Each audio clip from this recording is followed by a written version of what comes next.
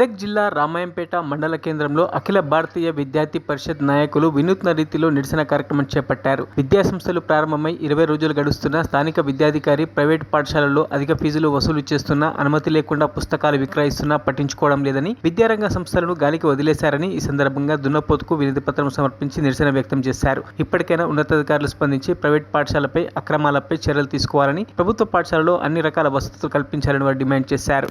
అఖిల భారతీయ విద్యార్థి పరిషత్ మెదక్ జిల్లా రామాయంపేట శాఖ ఆధ్వర్యంలో ఈరోజు దున్నపోతుకు వినతి పత్రం అందజేయడం జరుగుతుంది.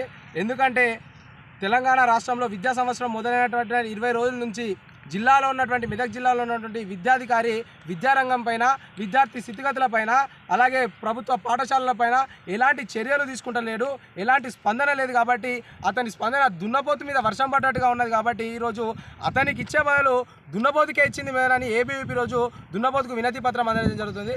కాబట్టి ఈరోజు ప్రభుత్వ పాఠశాలలో కాకుండా ప్రైవేటు పాఠశాలలో అత్యధికంగా ఫీజులు వసూలు చేస్తూ ఉన్నారు. ఈరోజు లక్షలలో ఫీజులు వసూలు చేస్తూ ఉన్నారు. విద్యార్థుల దగ్గర ఫీజుల పేరుతో విద్యార్థుల తల్లిదండ్రుల యొక్క రక్తాన్ని జలగల్ల ఈ యొక్క ప్రైవేట్ పాఠశాలలు పీడిస్తూ ఉన్నా. ఈరోజు డిఈఓ ఒక్క స్కూలుకు కూడా నోటీసులు జారీ చేసింది లేదు.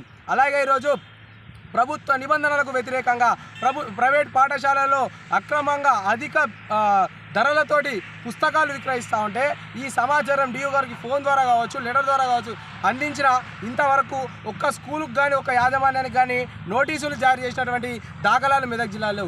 కాబట్టి డిఈఓ గారు మీ యొక్క ప్రవర్తన ఏదైతుందో ఈ ప్రవర్తనను మార్చుకొని మీరు యొక్క డిఈఓ అనే విషయాన్ని గుర్తుపెట్టుకొని మీ యొక్క పనితీరును సక్రమంగా కొనసాగించాలి.